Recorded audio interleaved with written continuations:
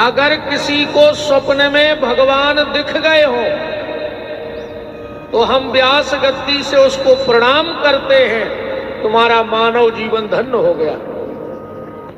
जबकि भगवान स्वप्न में दिखते नहीं हैं,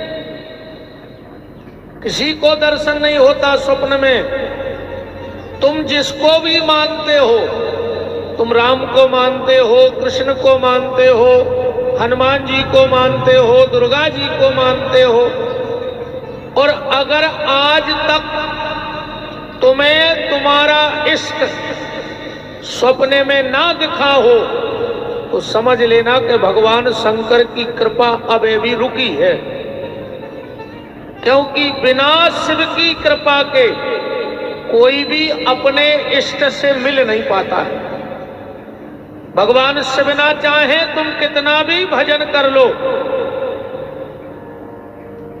क्योंकि राम जी ने रामायण में खुलकर कहा है कि जा पर कृपा न कर त्रिपुरारी, सो नर पावना भगति हमारी। राम जी कह रहे हैं जिस पे भोलेनाथ की कृपा नहीं होगी वो जीव कभी हमें पा नहीं सकता है। और राम जी ने तो इतनी बड़ी घोषणा कर दी है, राम जी कह रहे हैं कि शिवद्रोही मम दास कहावा, सो नर मोए सपने नहीं भावा। राम जी कह रहे अगर कोई थोड़ा सा भी शिव जी का विरोध कर देगा तो वो कभी मुझे प्राप्त नहीं कर सकता। तो राम जी से कहा तुम्हारा सबसे प्रिय कौन है? तो रामायण में एक चौपाई और लिखी है कि बिन छल विश्व नाथ पगने हूँ, तो राम भगत कर लक्षण एहू। जिनका भगवान भोलेनाथ के चरणों में अनन्य प्रेम हो जाए तो राम जी कहते वो मुझे सहज ही प्राप्त हो जाता है।